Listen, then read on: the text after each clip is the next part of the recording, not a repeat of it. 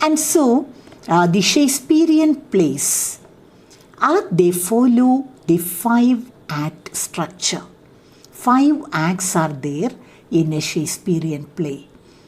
And in every act there will be number of scenes also. There is no restriction on the number of scenes. That is in some plays or in some acts there will be only 2 scenes. There are only 2 scenes. In some 5 or 6 scenes are there. And so there is no restriction for the number. There is no restriction for the number of scenes in an act, but every play has a 5-act structure. In the first act, there will be an introduction, and in the second act, rising action, then reaching the climax, falling action, and then finally the final ending, the conclusion, the denouement. And so the 5-act structure. In a tragedy, there will be the final catastrophe in the 5th act. And so that is the 5-act structure. Now, when you study Henry Ibsen, his famous play, The Doll's House, it follows a 3-act structure. Okay, and so structure is not very, very important. Theme is very important, characterization is very important, and the playwright can, according to the need of the situation, can make a division. The great masters, they adopted the 5-act structure, and Shakespeare also had adapted this 5-act structure. But many modern dramatists, they are writing even 1-act plays or a play with 2 acts, 3 acts, and so on. And then style, then the theme that is presented. Theme is very important. A playwright is writing for the society. For a writer like Bernard Shaw, and almost all the serious writers, they feel that their plays should be useful to the society. Their plays should correct the society. If there are some follies and foibles in the society, it should be corrected. And even Bernard Shaw believed that it is the duty of a writer, especially a dramatist, to make better the world where he lives. And so, the selection of theme, a very contemporary theme, a relevant theme is very important.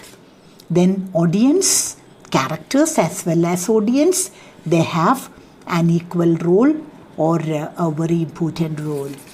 And then dialogue also is very important. And so in the 4th part, we will be dealing with the different elements of drama. Different elements, setting, then plot, then character, style, theme, audience, dialogue, etc. Okay, now I feel that the things are clear. From module 1, for our convenience, we have divided it into 4 sessions. And in the first one, I will be discussing drama and theatre. In the second, the different types of theatre. The third, the genres of drama, the different genres of drama like tragedy, comedy, and so on. And finally, we will be discussing the different elements of a drama, like plot, theme, characterization, structure, setting, etc. And then you are getting a proper introduction to drama and theatre. And with that basic information, we can go to the text. Okay. And so, as I have hinted, I am doing the first session drama and theatre. And in this session, drama and theatre, I have divided it into 5 small sessions, again for your convenience. And see, this first is the origin of drama. How drama originated. How drama originated. And so, I will be discussing the first session first. I am going to explain to you what is drama. Okay, everybody knows that what is a drama. Can you define it? A drama is defined as a literary composition meant to be enacted on the stage by actors before an audience. See, this is a proper definition for a drama. A drama is a literary composition. See, like a poem, like a novel, it is also a literary composition. But you cannot enjoy a drama by reading a drama. It is different from poetry and novels in the fact that drama is meant to be enacted on the stage. Okay? By actors before an audience. Is it clear? And so, drama should be, a drama will become a drama only when it is acted on the stage and actors and audience should be there. Actors should be playing before the audience. This is a definition for a drama. And then you can see the word drama originated from the Greek word dran, D-R-A-N. Dran means to act or to do. Understood? And see, we understood what is drama. It's a literary composition meant to be enacted on the stage by actors before the audience. Then, the word originated from the word dran. Dran in Greek means to act, to do. Okay, and now the meaning is clear. Then you have heard about the Greek philosopher Aristotle, who wrote on the theory of drama in his masterpiece work Poetics. Here he talks about the purpose of a drama, the aim of a drama. What is the aim of the drama? Or what is the aim of every literary composition? See, a good work of art, be it a poem or a short story or a novel, it has a twofold purpose. First of all, it should delight the reader. And the second, the reader should get a message.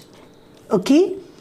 For every good work of art, for every literary composition, there is a twofold purpose. One is to make the reader happy, to entertain the reader. And the second is to give a message to the reader. Every good writer feels that, whether he is a poet or a novelist, if he has a social commitment, if she has a social commitment, he will feel that his writing should give entertainment and some information to the reader. And the same idea is repeated by Aristotle in his Poetics when he discusses about the theory of drama. He says that the aim of drama is to instruct and delight the spectators by the artistic representation of human emotions and passions. And so Aristotle says that this is the function with a good drama also. The aim of the drama is to instruct, is to give a message to the audience and to enlighten the audience with a good message and to entertain the audience. How?